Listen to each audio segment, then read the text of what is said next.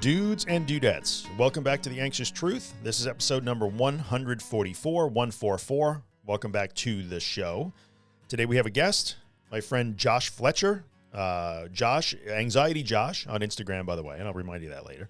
But Josh is a working therapist in the UK. Him and I have become buddies and try and collaborate as much as we can when we can. And we've been meaning to do this for a while. We finally got around to doing it.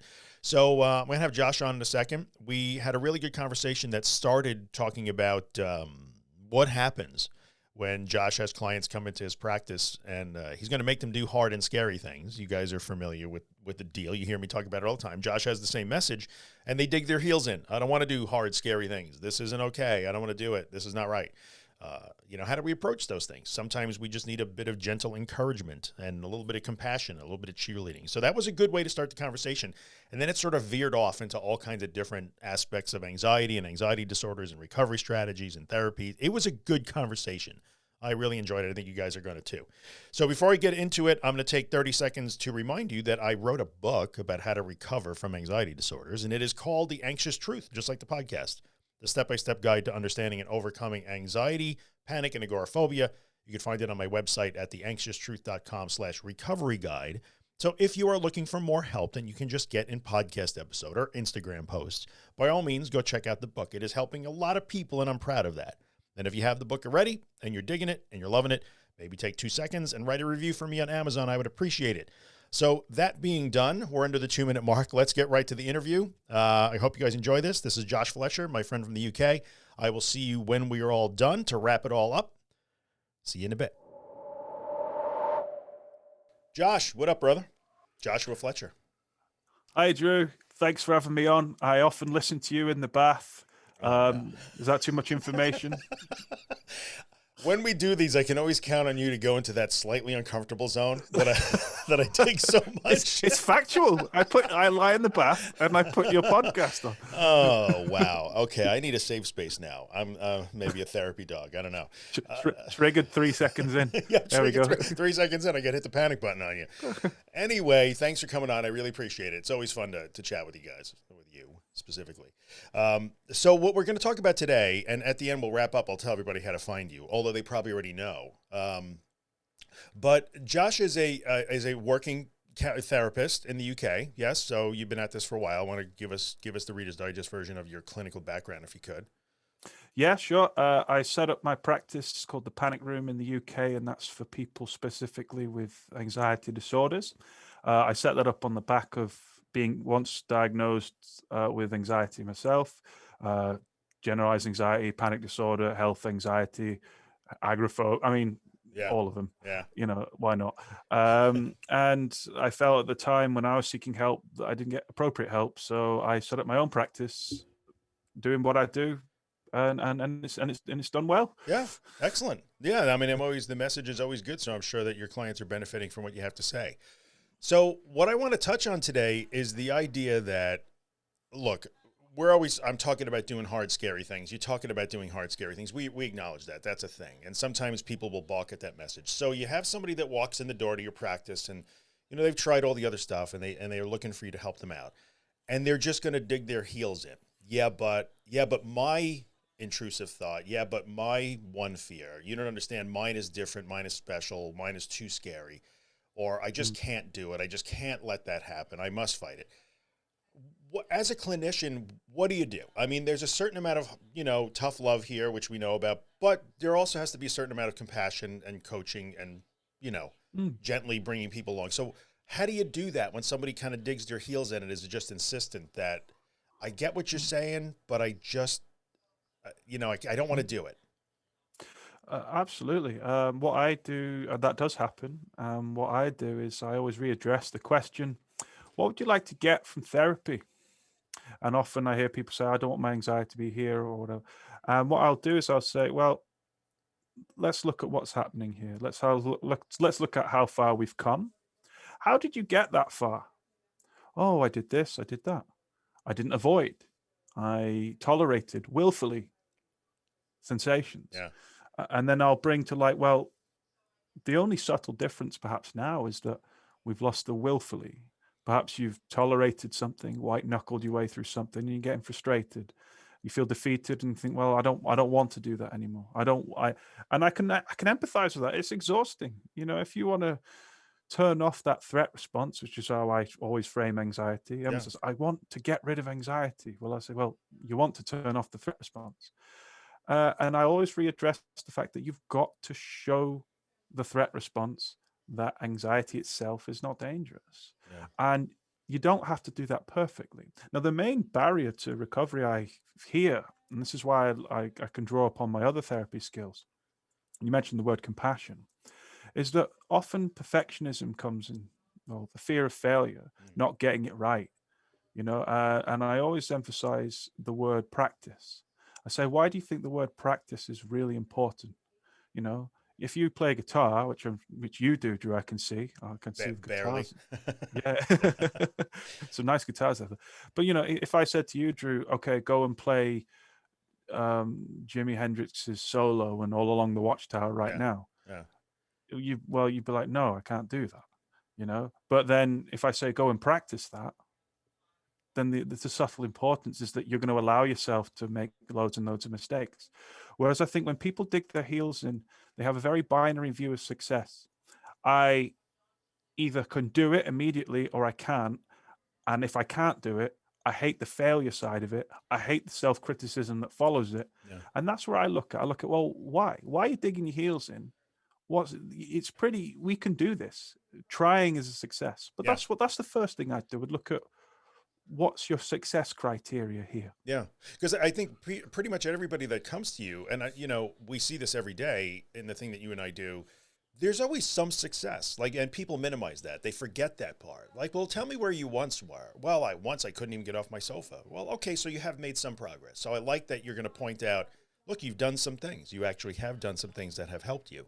So that's a good thing. And I like the idea that, recognizing that there's not always, well, I don't want to do this because it's too scary is one thing, but I don't want to do this because I hate to fail. That's another good point that I think maybe a lot of people overlook. And especially when you get to that point where the failure becomes, not only have I failed now and I'm going to have all that negative, that self-criticism, that harsh judgment that comes with it, but now I'm also going to extrapolate that and say that this means that I'm never going to get better. If I fail today, it means I'm never, ever going to get better. Yeah, absolutely. If I fail today, I'm never going to get better. And this is why I always bring binary thinking. In CBT, they call it black and white thinking. Right. When actually, recovery is not a linear path. If you take the average, it's great. I mean, someone asked me, what's recovery to you? And I say, recovery is how you respond to anxiety when it occurs. So if you're on the right track, and this happens to me, I get anxious still quite a lot since the pandemic. Yeah. And recovery is when you're wherever you are, you can feel that anxiety, and you don't initially perceive that as failure. You do not initially perceive that as relapse. You say, here's an opportunity for me to practice my willful tolerance again. I can understand why I'm anxious. I mean, look around me. The world's upside down. Everything in my life's upside down. I'm going to be anxious.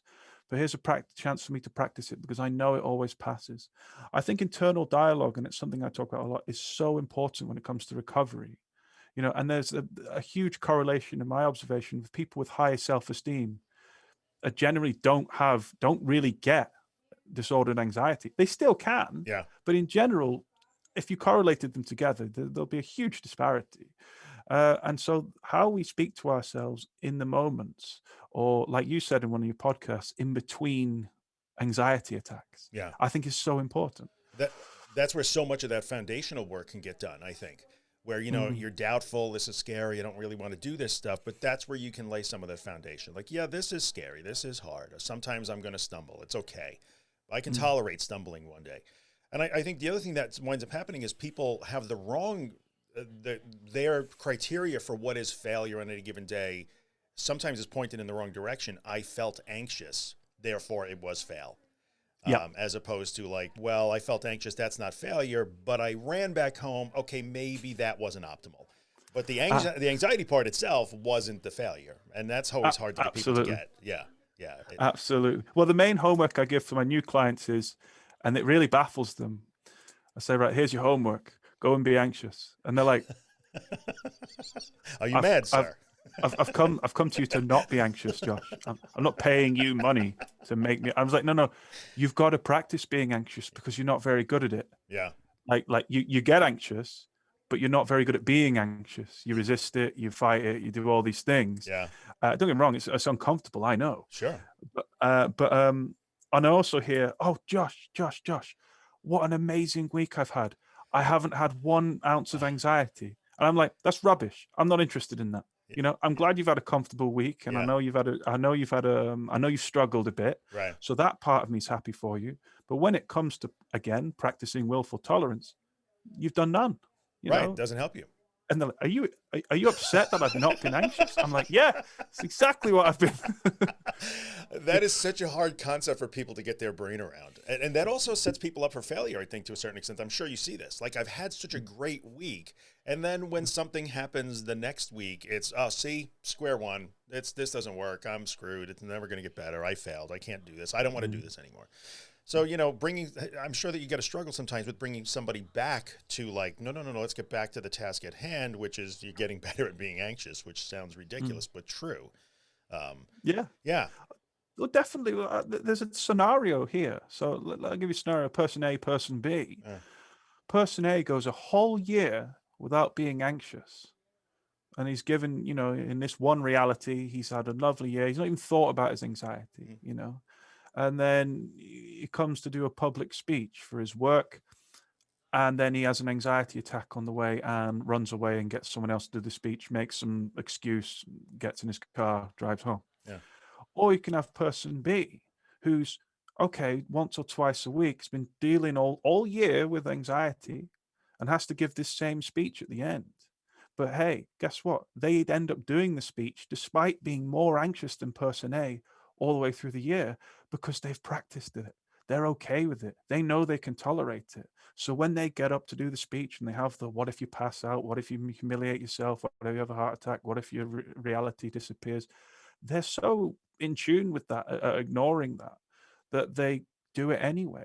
And that's why I say which person's recovered better, actually person A, Yeah. you know, because he can tolerate it, whereas person B kind of had his head in the sand for a year and then it struck him where it mattered the most. Yeah. And I think that's where that concept of setback comes back, or I'm in a setback, which, you know, I was trying to tell people, well, there's really no such thing as setback. That's where you've decided that your sensations and your thoughts matter again, and you decided to do the old things instead of the new things. It's okay. You just fell back into some old habits for a few days there. It doesn't mean that it, you know, externally came back and got you. You just decided to do it the old way again for a few days. We all do that. It's normal. I like that. You've decided that it matters again. Yeah. And you know, it's so funny because you touched on that when we first started talking. Who knows? I wish I knew why that happens. Why does somebody one day, maybe it's just their resilience level is a little bit lower or under more stress. Who knows what it is? But somebody who's on a good forward trajectory winds up one day just deciding, oh, but that thought, that's the one that matters now. You know, and I wish I could figure out why on one day it matters and the other day it doesn't. But then they will declare, well, it's a setback. It's back. I'm sliding backwards again. Well, So there's no coincidence that kind of disordered inwards excessive anxiety occurs when we feel a bit flat or we feel a bit down, or again talking about self-dialogue, we don't feel great. And I don't know about you, but it usually occurs when anxiety becomes the most interesting thing in our lives. that's really good. That's good. Because if I'm flourishing at work and seeing friends and going for walks and doing all that, okay, I still get anxious, but it's not the most interesting thing. But if I'm sat at home, my brain is attracted to stimuli, and anxiety itself becomes the most interesting thing. It's not a good interest. No. You know, it's a bit like watching a fight out on the street, you know, like I don't want to see that, but I can't stop looking at it. It's interesting. That's a really good point. I like that. It becomes the most interesting thing in the room at the moment. Yeah. That might be negative, but nonetheless, it's still the most interesting thing. And we become problem-solving machines, which we are. I think naturally we're wired to find problems and solve them. And then that becomes the problem to solve, and it's the trying to solve it that, you know, that really lights that fire again. trying to figure it out, trying to, you know, work out why it is, which is, I guess that's a defense thing. You know, I need to, if I can figure out what it is, then I can get away from it. But, you know, to me, I find that, I mean, I can maybe once or twice a year, I might have the odd panic attack that lasts for 8 or 10 minutes or so, you know, and it's annoying. But I might have an anxious day now and then. And I think you're right. For me, if I'm going to have an anxious day, it's probably because I've had to acknowledge that I'm not a machine. I have too many projects going on. I'm not sleeping enough. And then it might creep in. So that's when I'm more susceptible to those days, I think. And recognizing that and knowing that, like, well, see, it doesn't mean that it's you know, it's not like it's an insurmountable thing. It's just there are other factors and you have to learn to surf through that too. So, I mean, you know, it's got to be difficult to get people off that starting line. But once they are off the starting line, I'm guessing that you must see, once you get them to take that first leap of faith, do you see that that's really the most important part? It's that first leap. Definitely, and encouraging is really helpful. Compassion and I'm really interested in like compassion focused therapy and things at the moment, Yeah. because the power of compassion, even like scientifically, is kind of important. Like, Yeah. you know, you can't. I don't know. In the UK, we play a lot of soccer, and You we're can call it called football. touch. It's okay. Yeah, yeah. Soccer. Part of me was like, what We are you make it talking sound so about? terrible, don't we? Yeah, Soccer. yeah. It's as if Yeah. it did. Well, Bad name. well, I call it touchline dad syndrome, where like when I was growing up, there's always a touchline dad living vicariously through his son or daughter, Uh-huh. screaming to the point of anger, and this poor kid's trying his best, but you're never going to get the best out of him when you're screaming at him. Right. But if you encourage him or her and be like, hey, you know, oh, good pass, well done. Oh, look at that. Oh, you're the best. You can do this. Yeah. Suddenly they're doing pirouettes and Maradonas and everything around. And I think that kind of is the difference when it's a metaphor I like to use when you're dealing with your anxiety. If you try and, I hear the word force all the Yeah. time. Yeah. Hey, Josh, I forced Or myself. push through. I pushed through it. Yeah. And it's like, well, that means resistance. Yeah. Just be like that. The connotations of forced is that you're going against resistance. This is like, you encourage yourself to do that. I heard that you encourage yourself to go to the park. I heard that you encourage yourself to go to the shopping mall. Well done. And it's subtle semantics which make so much difference. Trying to get somebody out of that mindset where I'm fighting it. No. You're navigating it. You're surfing the Yeah. wave. You're getting through it. You're tolerating it. You're learning. Like, Yeah. oh, no. You showed your competence to be able to be afraid and uncomfortable and still do a thing. So good job. You didn't push through anything, because I hear push through all the time. I push through.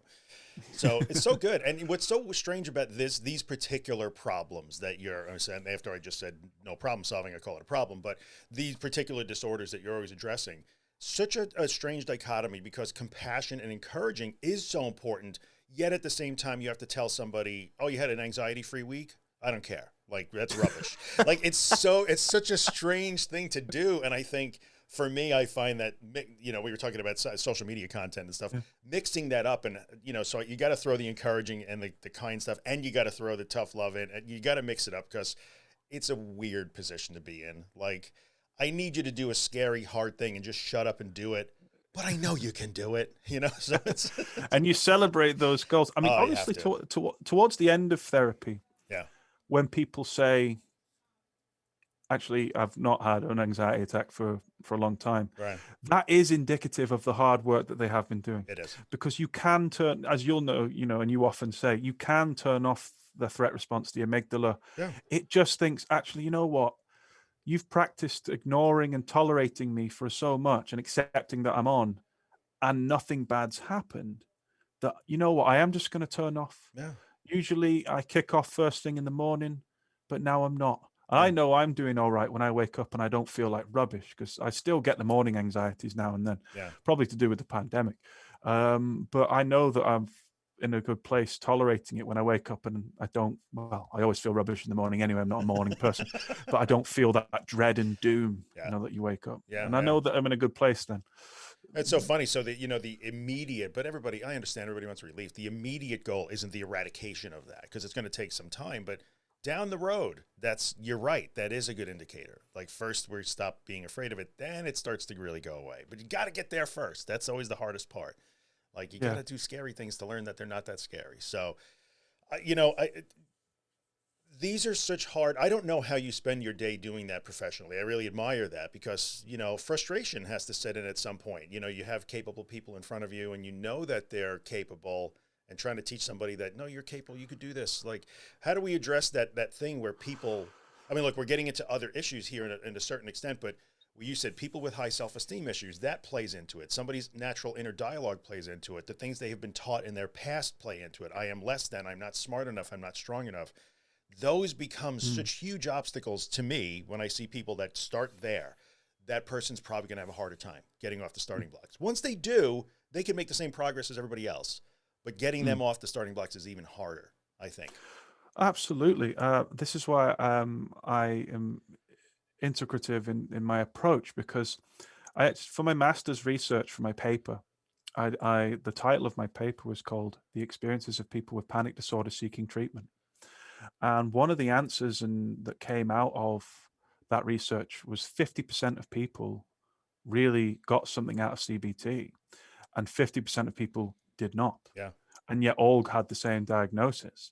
So exploring why they did and why they didn't. For me, I think CBT is great if you don't have that internal dialogue problem. You know, if you can just apply logic and be like, hey, you're avoiding, you're not tolerating, go for it. And some people do that. Like, you know, you can overcome panic. Some people overcome panic disorder in weeks. Yeah, yeah. You know, they're like, oh, that makes sense. And some people get stuck with it.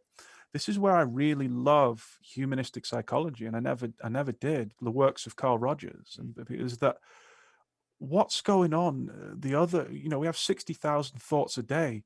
What are the other 50 odd thousand thoughts that you have that aren't anxiety? What constitutes that? And if you're someone who's constantly self-criticizing, comparing, constantly seeking kind of reassurance, you don't think you can thrive independently. That's one I see a lot as well, by the way. People who don't believe that they can live independently and cope on their own will struggle to overcome an anxiety disorder. Interesting. And so this is people that have been like married for 30 years sometimes. Yeah.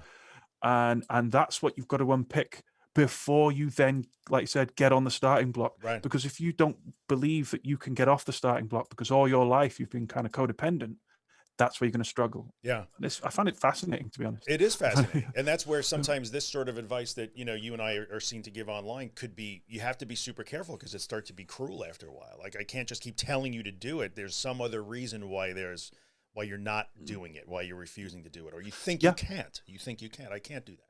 You're stronger than me.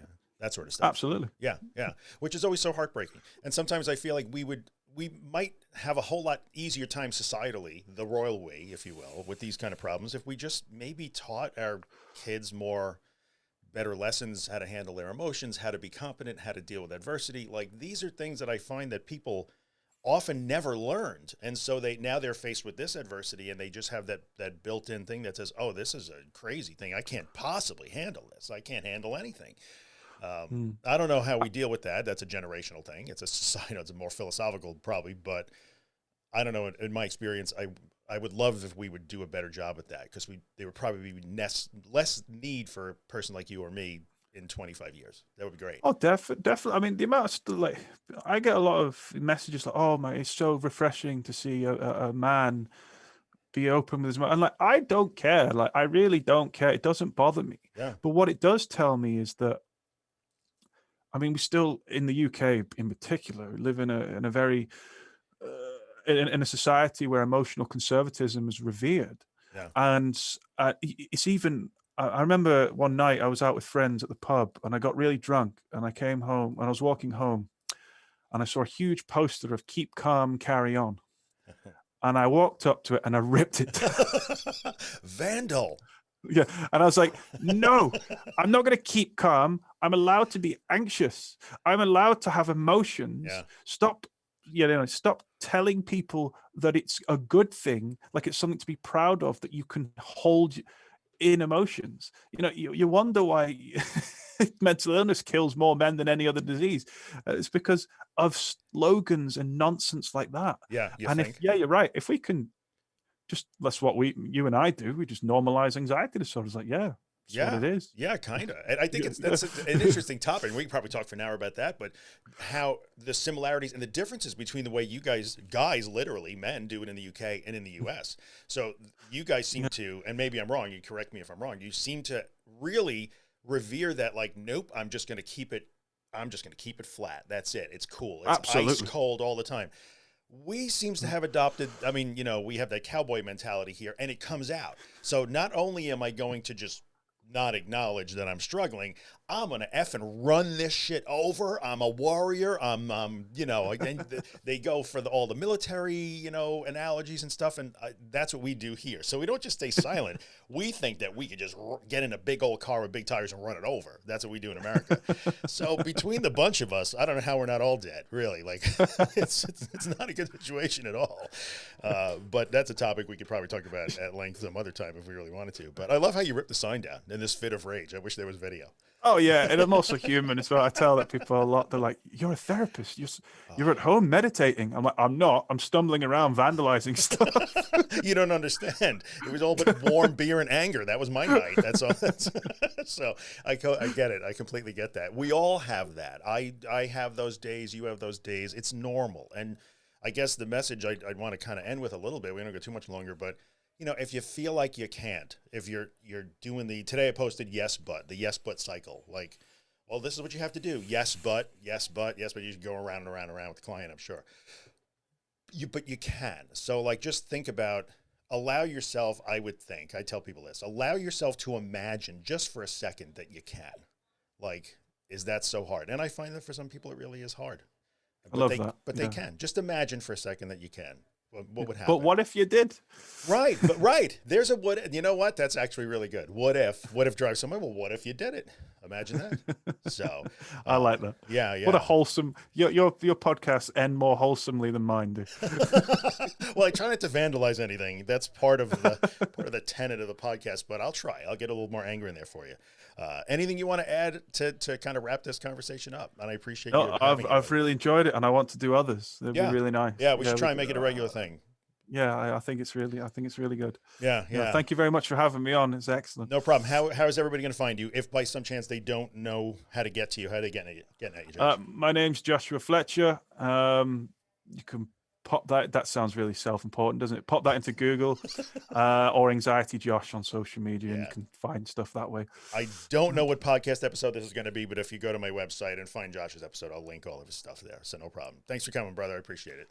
Thank you very much, Drew. Yeah, anytime. Okay, we are back, as always. So now I know this is episode number 144 of the podcast. So if you would like to find Josh's stuff, I will link all of it, including his podcast and his Instagram and everything, at theanxioustruth.com/144. So you can go there and check it out.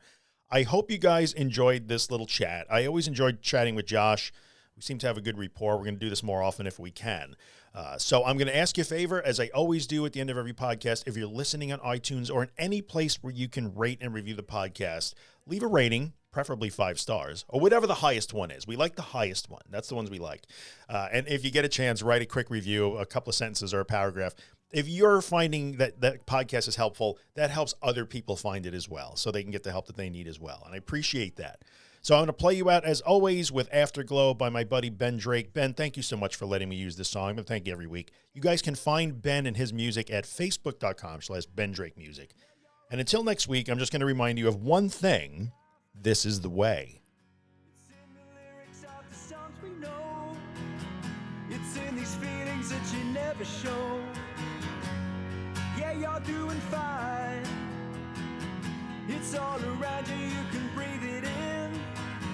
And this is where your story begins. You got the feeling that you're going